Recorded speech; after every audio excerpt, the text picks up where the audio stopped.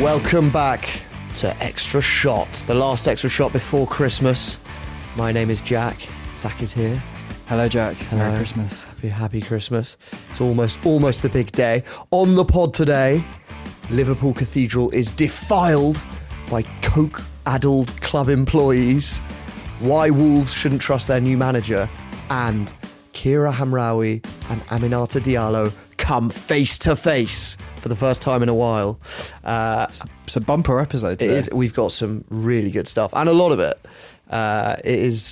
It's Christmas party season still, isn't it? So hello to everyone who's hungover.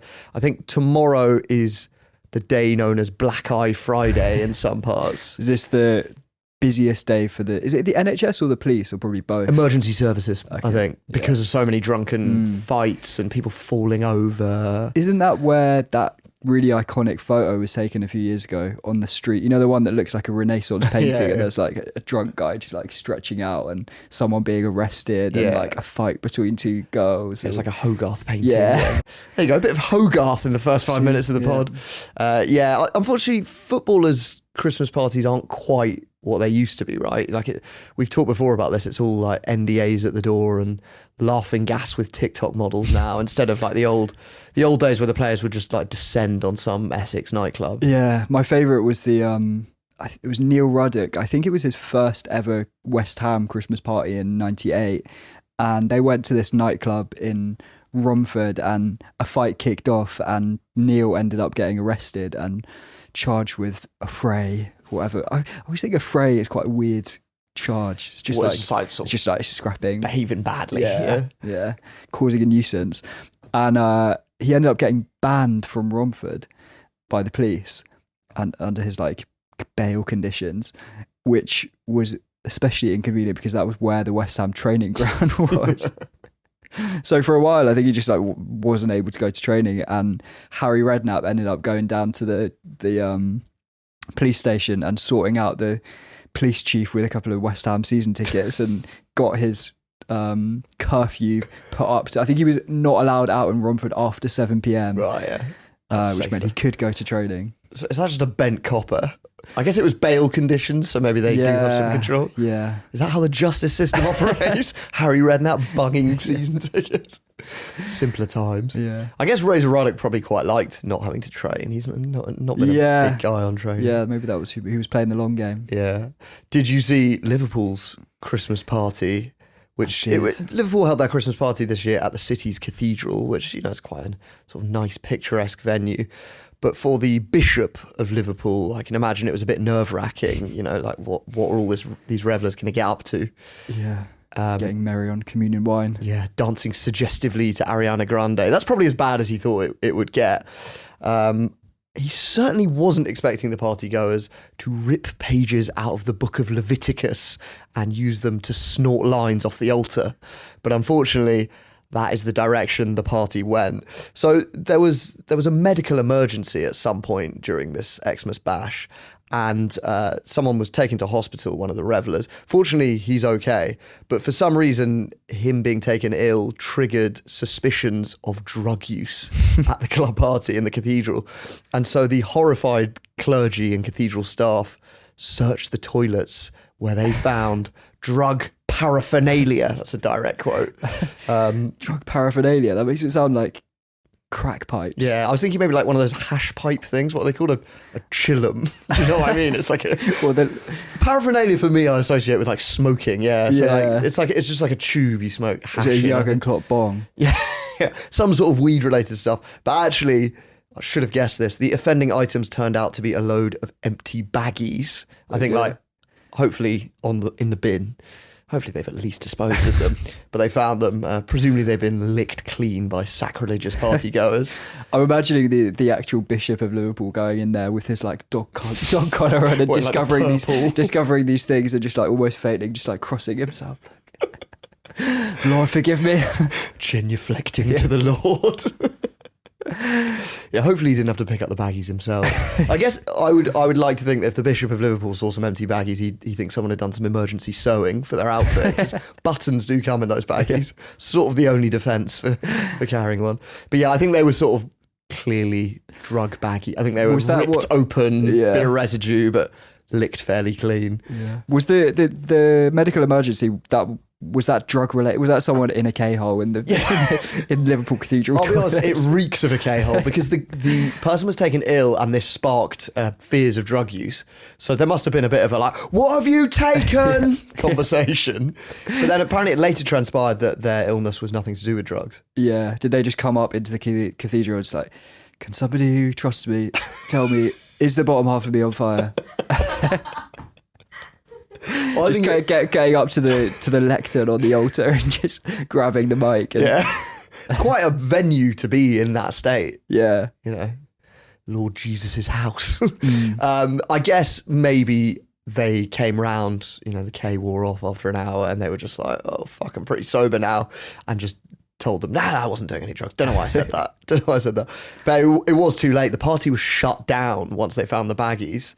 So all these staff were turfed out on the street for their drug use in the cathedral. Sadly, the squad weren't there. I guess the Liverpool players, they have their own Christmas party, which is not that vibe. It's annoying because I briefly had an image of like the club chef feeding Federico Chiesa some cat. And then Chiesa's really, he keeps getting injured. He's just like finally coming back and then he gets a bit ketty and twists his knee on the dance floor. It's just like, sorry, Gaffer, I'm out for another 6 weeks. I wonder if that is what his long-term injury issues have been down to. Yeah, definitely. Definitely that.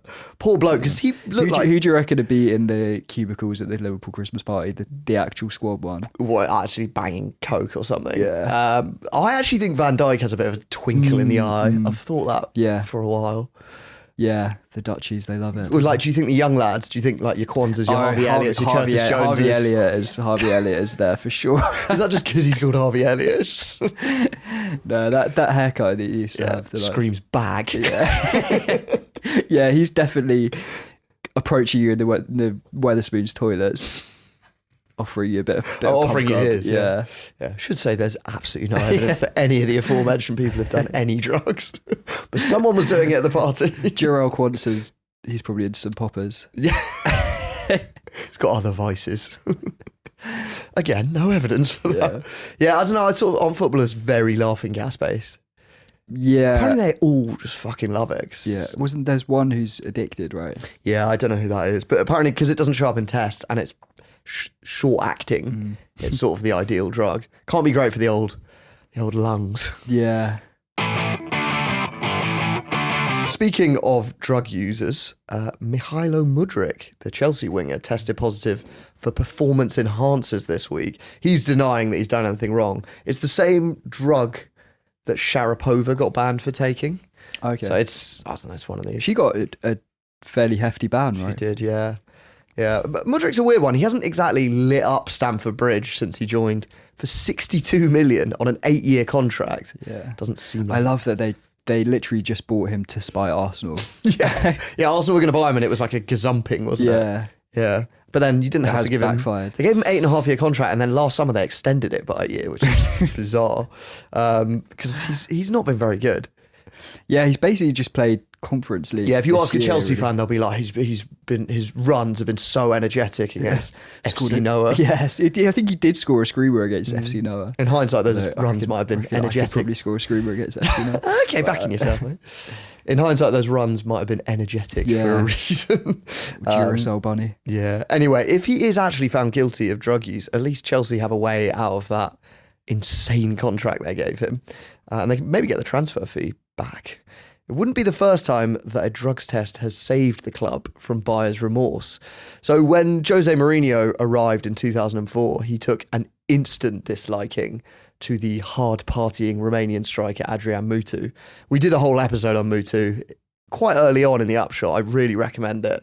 My favourite bit is when during an orgy, he sucks the blood of a Transylvanian porn star, which sounds too good to be true, but it happened. Anyway, Mourinho didn't like his vibe. He just wanted hard workers. And Mutu was taking the piss. Like, I think we said he was living with Scott Parker? I think he was living in the same apartment block as Scott Parker, Scott Parker was sort of model professional.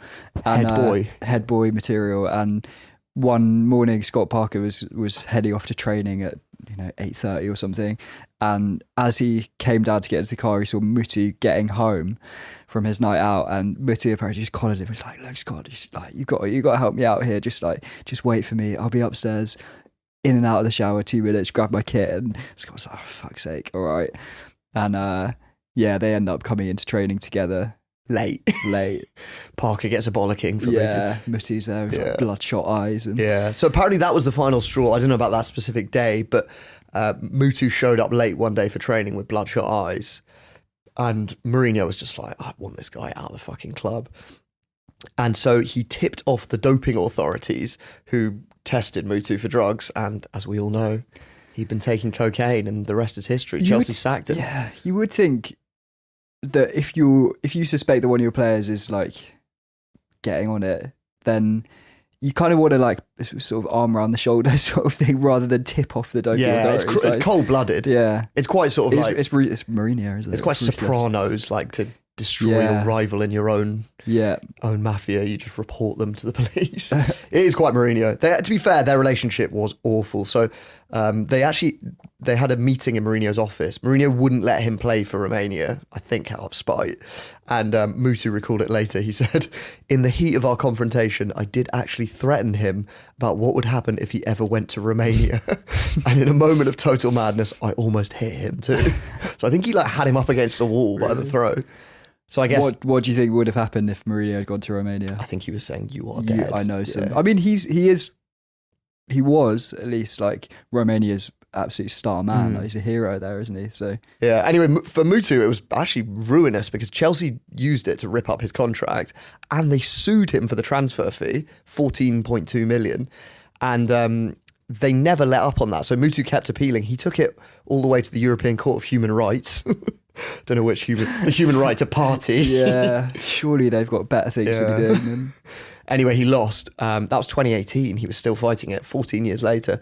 But I don't think he's ever paid it. I think he declared bankruptcy or something. Yeah, I mean, it's a lot of money. Like, obviously, footballers earn a fair whack, but still, like 14 million. It felt vindictive to come for the transfer fee. Yeah. Especially it was Abramovich. It's like, you don't need this. Yeah. And I don't think, is Todd Bowley going to be coming for 62 million from Mudryk if his B sample comes up dirty as well. One thing I did enjoy is, Mudryk, he's got some awful tats, but he's got one on his neck that just says, "Talent is not enough," which now doesn't look great. Yeah. Yeah. Anyway. Is it going to be one of these things that it turns out there was like a spot cream that he was using, or he borrowed his wife's toothpaste or something? Because Mutu got done again for he did, not cocaine. He got done for a performance enhancer when he was at Roma, one of those teams. Yeah. And he claimed it was his mum had left some diet pills and he wanted to lose weight. Anyway, I don't know. Hopefully it's all a big misunderstanding and Mihailo Mudryk will be back terrorising Shamrock Rovers next week. I think they're actually playing them. I think they're playing them tonight, I think. So Premier League sacking season has begun. Pep is still clinging on with his fingertips, but Russell Martin and Gary O'Neill both got the chop last weekend, which, to be honest, I think will be a bit of a relief for both of them. Like they both looked pretty miserable the last few weeks. Did you see Gary O'Neill's last interview as Wolves boss? He had the vibe of like a sort of weary year 10 geography teacher who's like picking chewing gum out of his hair for the 4th time this week.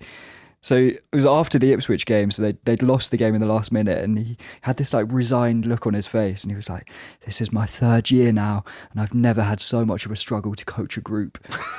Which it really has like form tutor vibes. Yeah. Come on, year 10, we're better than this. Yeah. Is he saying this year's cohort are worse than the previous 2 years? I think so. I think there's just, I don't know, no discipline. And to be fair, they have been absolute liability the last few weeks. So after the West Ham game last week, Monday, Mario Lemina, who's the captain, like completely lost the plot at full time, squared up to his own assistant manager, and then had this like wrestling match with Jarrod Bowen where they both ended up on the floor.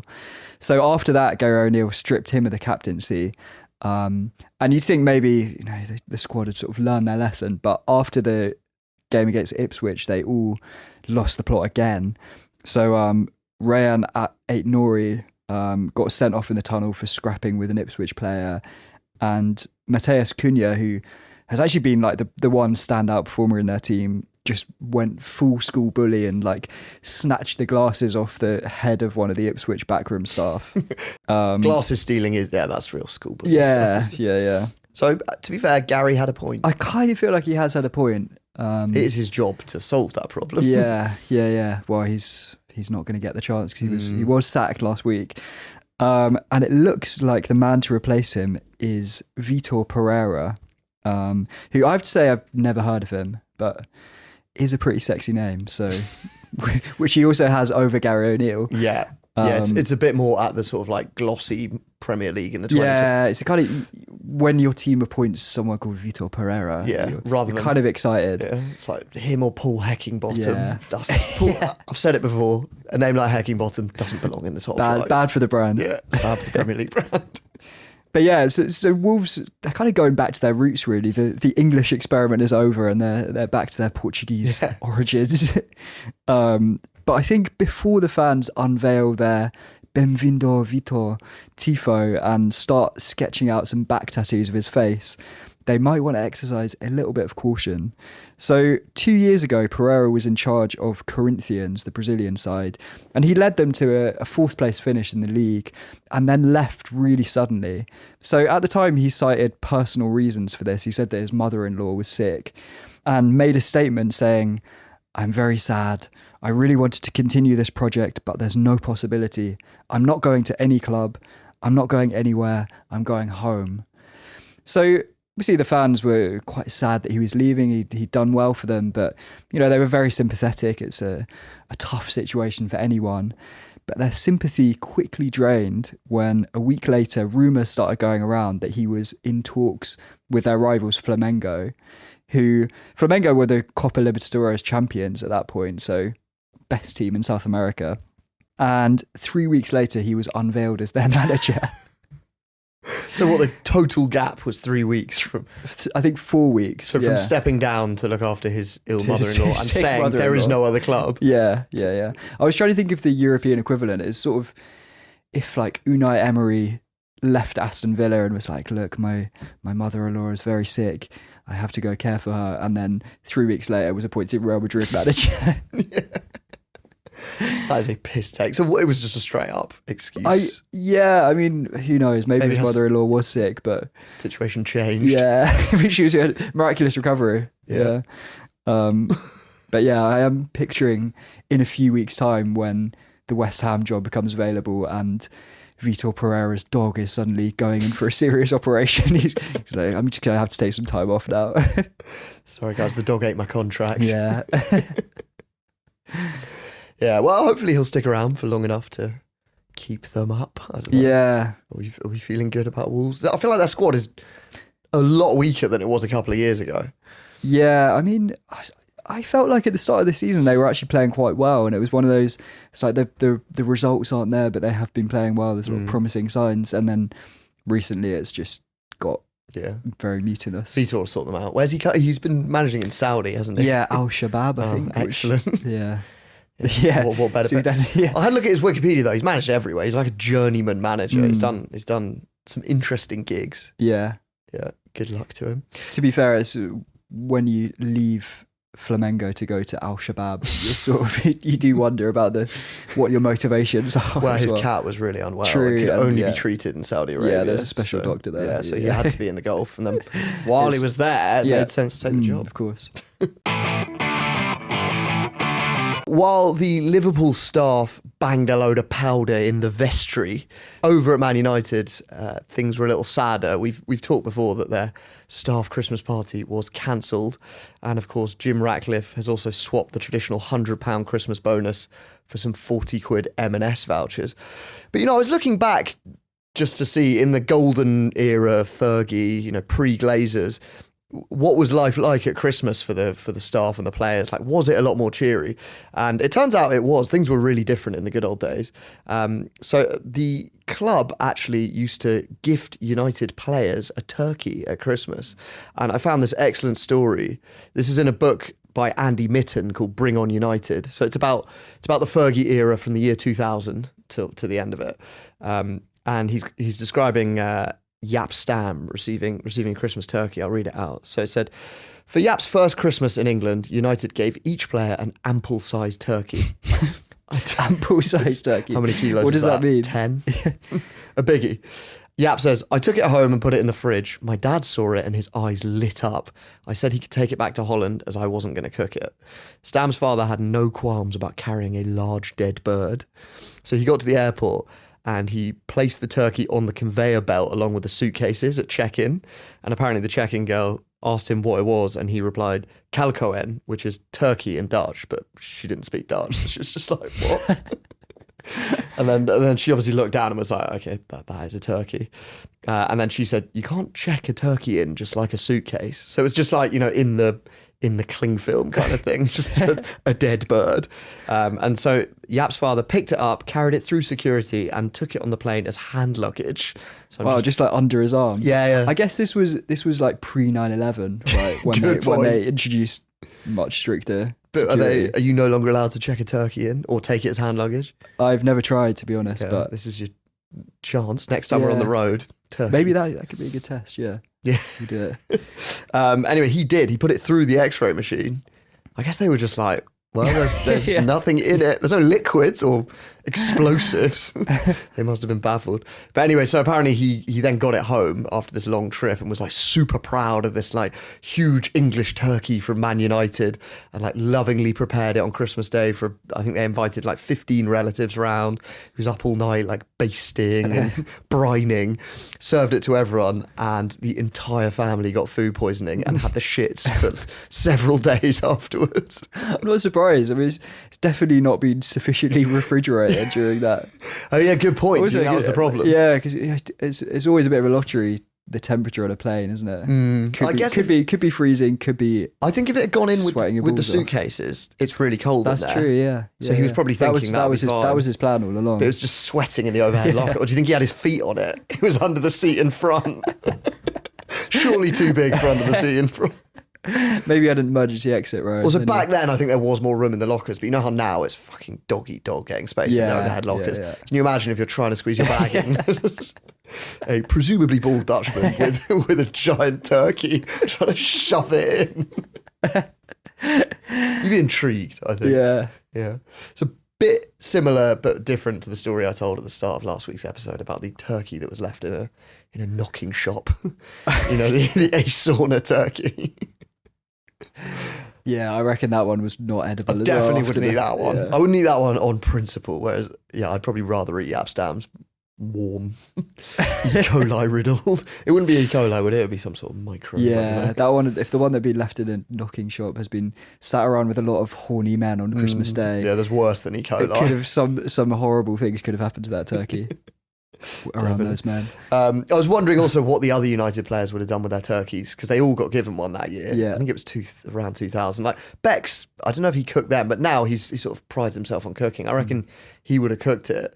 Gary Neville is probably binning. I mean, it's difficult. He hates Christmas dinners. He hates turkey specifically. So we've talked before about his famous roast potato rant, but it's actually a wider point about Christmas dinner. I've got the clip. He lays into turkey. I can't eat roast dinners. I don't like turkey, so Christmas dinners are a mess. Turkey, to be honest with you, is one of the worst meats in the world. It's dry.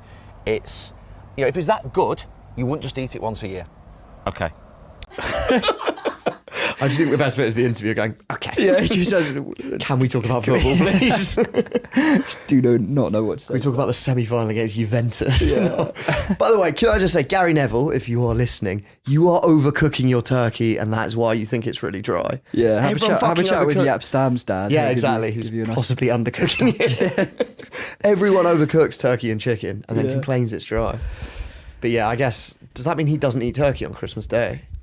Or potatoes. Yeah, well, I can imagine Gary Neville just with a Huel on Christmas Day. Yeah. A conveniently placed Huel. Yeah, I like just chips. He said he likes chips. He likes chips. As long as there's nothing on them. Yeah, no rosemary or anything. I reckon he's like a steak and chip, because steak's like a treat still, isn't it? Or like a joint of beef. Yeah. Beef Wellington. Yeah, which he's probably overcooking as well. Or like, have you ever seen that girl? I saw her on Twitter the other day. she, I don't know who she is. I think she's an influencer or something. Her family have turkey dinner and she has curry, like a microwave curry with chips and toast, just like white bread toast. Oh, that is depressing. Yeah, like pulling a cracker. What do you think is more depressing, that or the guy who has Christmas every day? I knew you were going to say him. There's something very odd about that. I mean, there's a sadness. There is a sadness. I think something happened on Christmas Day once, and he's trying to recreate Christmas Day every day to like remove the sad. Sort of Groundhog Day sort of thing. Yeah, but is he still doing it? I haven't checked in. Yeah, I feel like when we were, I feel like he comes in the news every year. But like when you're younger on News Round, Lizzo would be like, and now, some children wish it was Christmas every day, but for one man, it is. And he's there like doing his decorations, like laying out a stocking for Father Christmas. Could just be stock footage they've been using since about 1997. Do you think he is committed to the bit though and does it every single day? Is it think real? So. I think. And is he eating it alone? Well, yeah. Or do you think there's sort of like a group of enthusiasts? I would like to think that it would make it less sad. Yeah, I reckon Christmas Day he's having it with others. Hopefully, what, it's a lot of cooking. Actual Christmas Day. Yeah, it's a lot of cooking time. Yeah, can you imagine you go around his and he burns the turkey? You're like, mate, surely this is the one recipe you've nailed. Gary Neville is probably also quite hard to shop for at Christmas because he's just quite like limited in his range of things he likes. Like he probably just wants Fergie's autobiography every year. The gaffer, the boss. I was listening to Vittorio, who he had on a guest on his pod recently, and they were saying Gary Neville's just the ultimate like company man. Do you know what I mean? He's just like dedicated to the club, to Man United. Yeah. That and Stephen Bartlett. Yeah, getting the Steve Bartlett calendar. Yeah. The Diary of a CEO calendar. Every month is a different like health conspiracy. Some questionable medical advice and a year's supply of fuel. Yeah. And he's happy. Speaking of shoehorned in advertising, do you think he manscapes Gary Neville? Gary Neville? I don't think so. What you think? I don't know, maybe. He's actually a difficult one. Thinking again of that like class of 92, Beckham, he's got someone coming to wax him twice a week, I think. He's not fucking around. He's not doing it himself. No. And it'll be like tidy. Yeah. Yapstam probably doesn't have to bother if the curtains match the drapes. It's like a little boy down there. Who else? Jim Ratcliffe looks quite scraggy. I think he could use a good manscaping. Jim Ratcliffe's the jungle down there. Yeah, I don't know what it is. Is it just the beard? That's obviously rich coming from me, but I think the beard on Ratcliffe looks a bit. Yeah, Jim Ratcliffe's definitely not. Fergie, that generation just don't tend to their pubes. No. If going into men's changing rooms has taught me anything, they're like little baby birds poking out of nests. Who else is in the class? A hungry little baby bird asking for a wife. You know what I mean? It's a horrible image, but I do know, sadly. That's kind of I can't get that. Fergie's quite a tatty nest by this point. What about the current generation? Yeah, those guys are expecting like some vajazzle type shit. No? For like the young lads. Jack Grealish, yeah. Yeah, I'm still focusing on Man United for some reason. Man United, yeah. Broaden it out if you want. Ruben Amorim. Yeah, he would manscape, I think. Yeah, Ruben Amorim. He's got a very sharp beard, doesn't he? Yeah, like I think Raheem Sterling manscapes. Raheem Sterling does. Harry Maguire definitely not.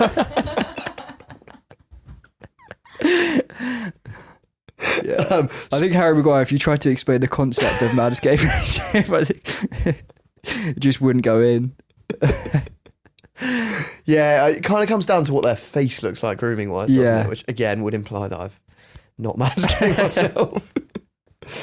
Anyway, speaking of Manscaped, which has just come up organically in this conversation, it is not too late to buy a Manscaped gift. If Harry Maguire's parents are listening, if there are any concerned relatives. Jim Ratcliffe's wife is on the line.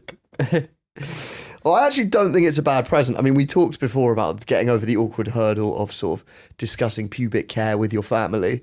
Once you're over that hurdle, then, why not get dad or weird uncle or cousin the performance package, which comes with the weed whacker and the lawnmower. And also the crop soother, which is a cream that you apply afterwards, which I strongly recommend if you're doing it before leaving the house. Otherwise, if you're doing it before Christmas Day, then definitely soothe them crops. Yeah. But actually, they do stuff for your face. Jim. They do. Yeah. If Jim's listening. So there's the Chairman Pro Electric.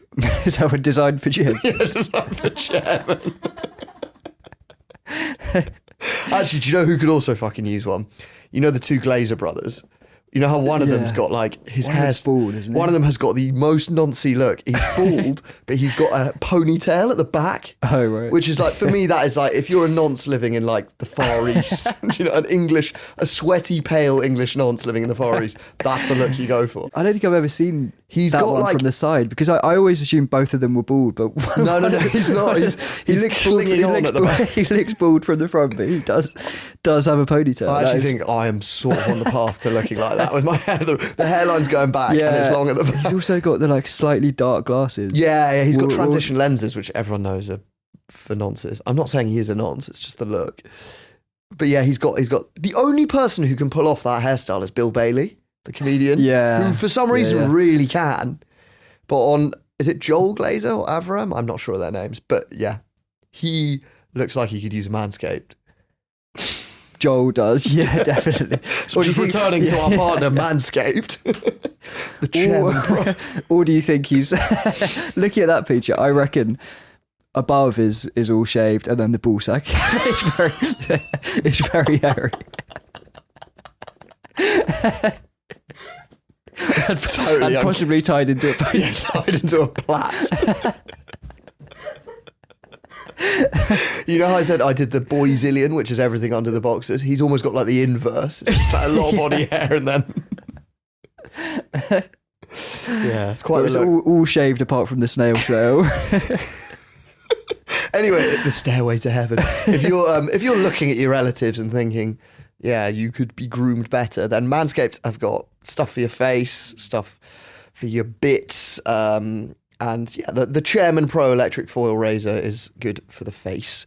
And then you can join the 11 million men worldwide who trust Manscaped to stay sharp. Do you think the Premier League has a higher than average percentage of manscapers? I think it has a higher percentage of pubic groomers. Yeah. So yeah, I think so. And as Manscaped is the world leading brand. And you can get 20% off and free shipping when you use the code UPSHOT at manscaped.com. That is 20% off, free shipping. Use the code UPSHOT at manscaped.com. Because Santa isn't the only one who needs his sack well groomed this year. This is just a horrid note to end that ad. One of the Glazer brothers does too. Possibly Joel, possibly Avram.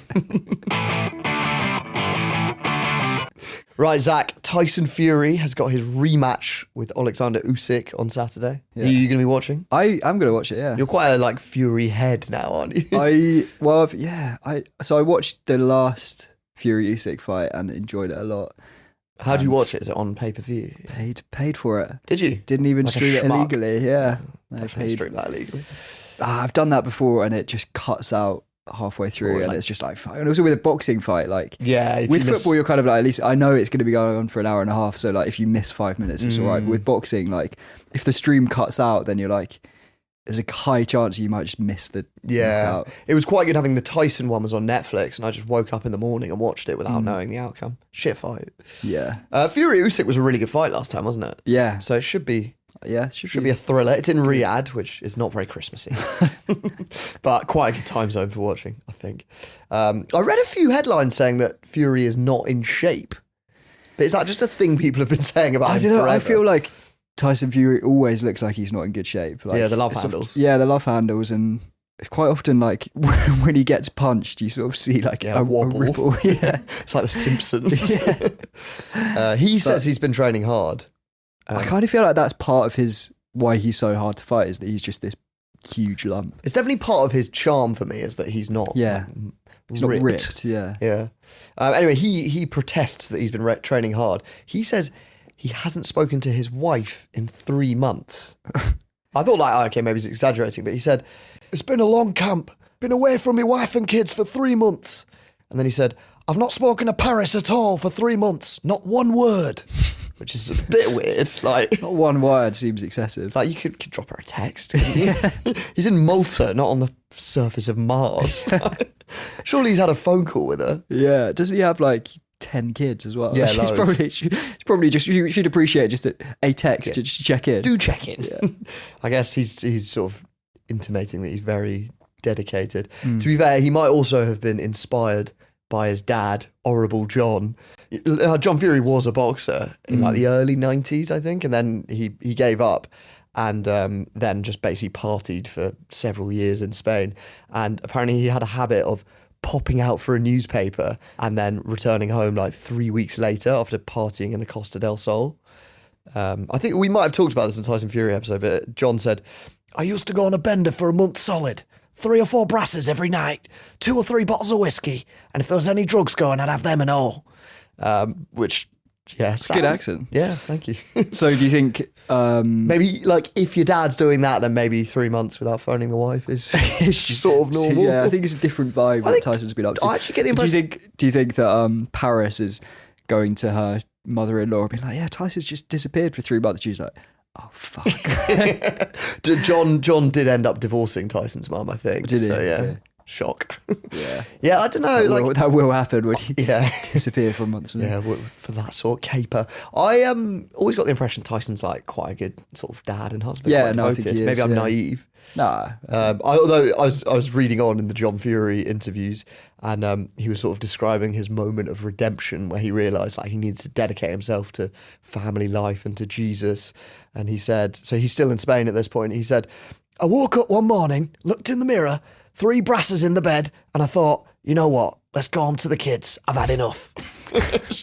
Probably not the charming story he thinks it is. Yeah, he sort of made that out as if it's like quite an inspiring moment that he, just like put his family first. It's like you could have done that 3 months ago. Also, it's like I got bored of shagging escorts in my bed. 3 of them in the bed, and I thought I've had my fill. Like, it's not like I realised this was bad fatherhood. It was just like, in the end, you get bored of everything. So, also, I think he then subsequently glassed a guy in the face, and knocked the bloke's eye out. So it's not like he then became a saint. Yeah, but pantomime villain. Don't know where he is. I haven't really seen him. Normally he's quite close to Tyson in he the always camp. pops up sort of the week before doing these press conferences. He's banned from America because of the old Eye gouging. eye gouging. So maybe I don't know what the Saudis' rule is. I think they're sort of fine with that kind of stuff.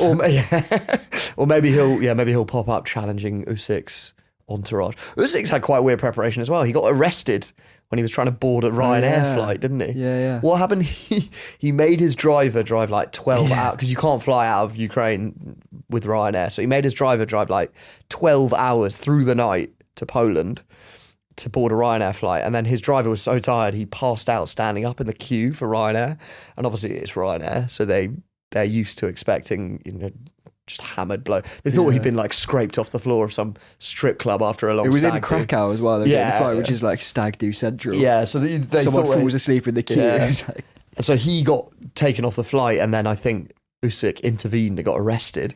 And then Zelensky had to intervene, which definitely has more important things on his plate. mate. Anyway, so I guess Usyk recovered from that to prepare quite well. The bookies are backing Usyk. Yeah. If I was a betting man, I'd probably also the back head Usyk. says Usyk. Yeah, fingers crossed.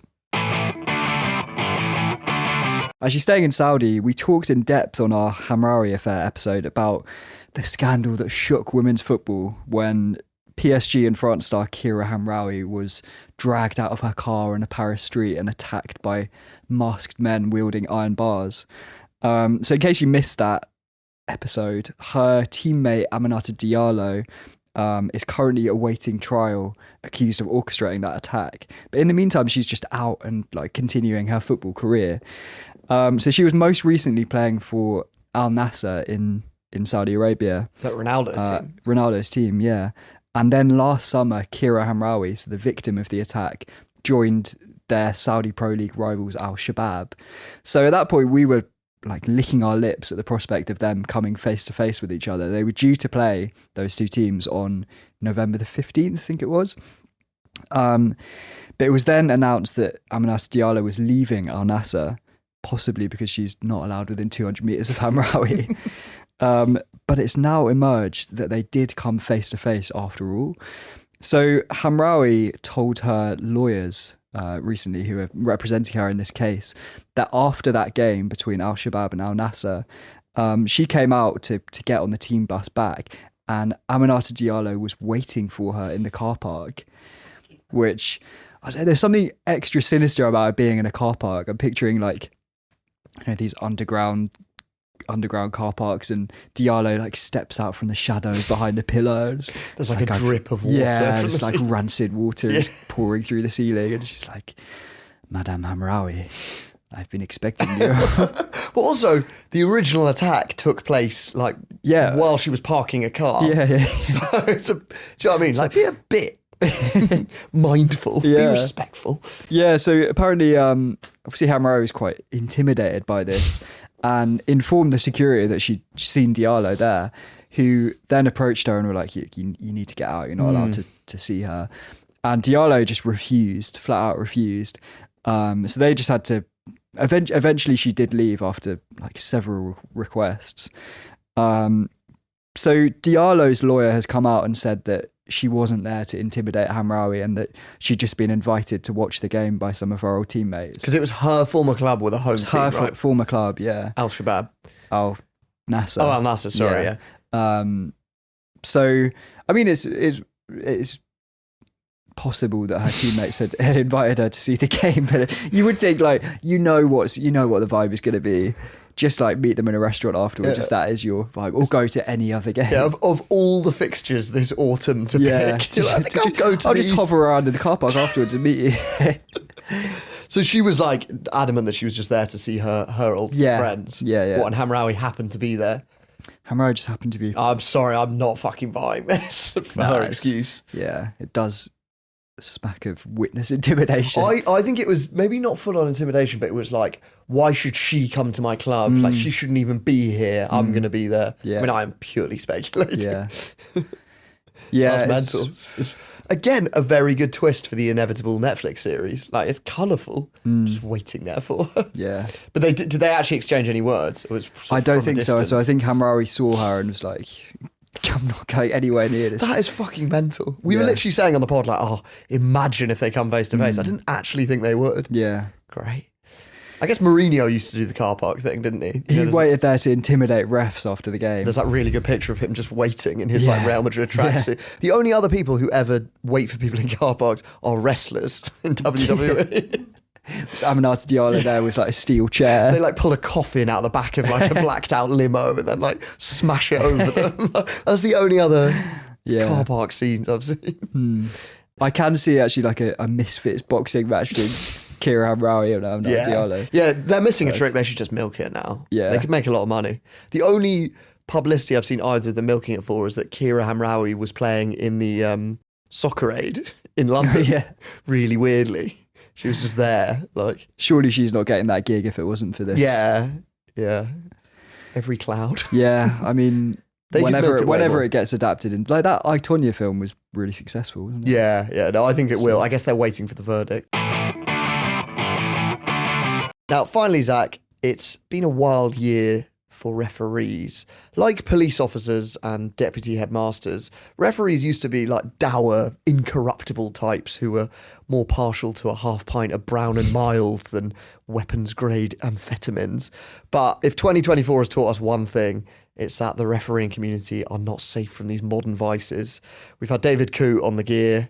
We've had the Turkish ref embroiled in an AI porn scandal. But before we close the nominations for 2024's roguest ref, may I chuck in the name of Rosario Cardenas, a Mexican referee who has charged in with a late entry. Rosario was sacked in October after he failed to show up for a top flight game in Mexico that he was meant to be refereeing. And at the time, he cited medical reasons, which was quite vague. And no one really knew what had happened, but he was then sacked. And now one of his colleagues has come forward to spill the beans. So this other ref claims that Cardenas missed the game because he'd hired an escort to, quote, keep him company in his hotel the night before, which I don't know if that's common practice for referees to prepare for games. Ask David Coote. Yeah, I reckon David Coote is the man to ask about. Yeah. Anyway, I mean, I don't think that's necessarily a sackable offence in Mexico, but Cardenas didn't wake until the following afternoon. And when he did, he found that this escort had drugged and robbed him and left him with nothing but his toothbrush and 27 missed calls from his boss, as everyone was wondering what the fuck had gone on. And yeah. Imagine waking up and flicking on the TV and seeing the game that he's supposed to be reffing. Just the room is just completely empty. There's probably no TV, to be fair. Zach. True. It might have actually taken him. He might have had to stagger outside, knock on a door, and be like, "Have you got the time?" Completely naked. My alarm clock's gone. At which point he'd realised he'd missed the match. So I mean, I personally think they should have had a bit more sympathy for him, but I guess he brought it on himself. Yeah, I mean, he's been the victim of a crime, really, hasn't he? Yeah, but not showing up for a game because you hired an escort is. You have slightly brought on yourself. Yeah. It kind of reminds me of that story we did last year about Luan. He was like the midfielder at Corinthians, the Brazilian team, and he was really unpopular because he was a sort of Eden Hazard figure. He kept getting injured. They'd spent a lot getting him. And he'd get all this fan hatred. And so he decided to unwind. He would book a seedy motel for a nice relaxing orgy with several escorts. And then mid-orgy, the club's deranged ultras had tracked him down and they burst in and beat the crap out of him. And I'm pretty sure, looking back on that story, that one of the escorts must have tipped off the ultras about his location. Yeah. I think it was an inside job. Do you think it was? Yeah. Or what do you think this escort was? I'm just saying. The referee one was. It's people in the football world well. being stitched up by their escorts. Yeah. Yeah. Well, I think with Luan, I think it was an inside job. I think with the Mexican ref, it clearly was. That was one of my favourite stories. I mean, obviously horrible for Luan. It's just like, can you imagine in that moment, just like the door gets kicked in, like the vibe change is very swift. Yeah, from orgy to beaten up by the ultras. Poor bastard. I think he won our Poor Bastard award last year. Yeah. Yeah, it's a competitive category again this year. It is. And actually our awards are on, because it's Christmas, we're mixing up our dates a bit. So our annual upshot, actually it's not an award ceremony, is it? We're doing a year in review. Yeah. And then we'll dish out a few awards at the end. We're doing an award ceremony in our email. Yeah, and so the Poor Bastard award is in it. Yeah. You can sign up for that as well. Yeah, upshot.email. Sign up. Link in the show notes. All right, thanks a lot for listening. Happy Christmas. See you on Monday or Tuesday. One of the two.